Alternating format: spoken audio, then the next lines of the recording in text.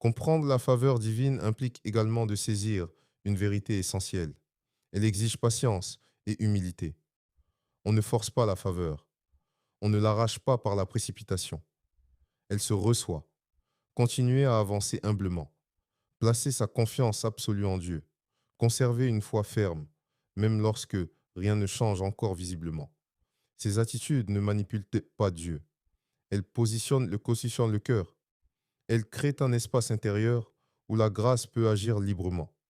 La patience n'est pas une passivité, elle est une force maîtrisée. Elle est la capacité de croire que même dans l'attente, Dieu travaille en profondeur. L'humilité n'est pas une faiblesse, elle est la reconnaissance que l'élévation véritable ne vient pas de l'homme lui-même. La foi, quant à elle, est le pont entre la promesse et l'accomplissement. Lorsque ces éléments s'unissent, confiance, humilité, foi, la faveur divine devient non seulement possible, mais inévitable à son temps.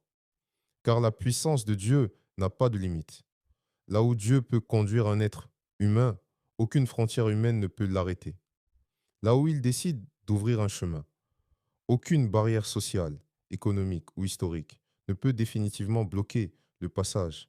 Les bénédictions divines ne sont pas limitées par les statistiques, ni par les diagnostics, ni par les probabilités. Elles obéissent à une logique supérieure. Ainsi, la faveur divine n'est pas un concept abstrait réservé aux récits anciens. Elle est une réalité accessible aujourd'hui. Elle peut transformer l'alcoolique en leader responsable, le malade en survivant inspirant, le chômeur en entrepreneur prospère, l'âme désespérée en porteur d'espérance. Mais elle commence toujours au même endroit, dans un cœur qui choisit de faire confiance. Comprendre la faveur divine, c'est comprendre que Dieu n'a pas besoin d'un passé parfait pour écrire un avenir glorieux. Il cherche simplement un cœur disposé.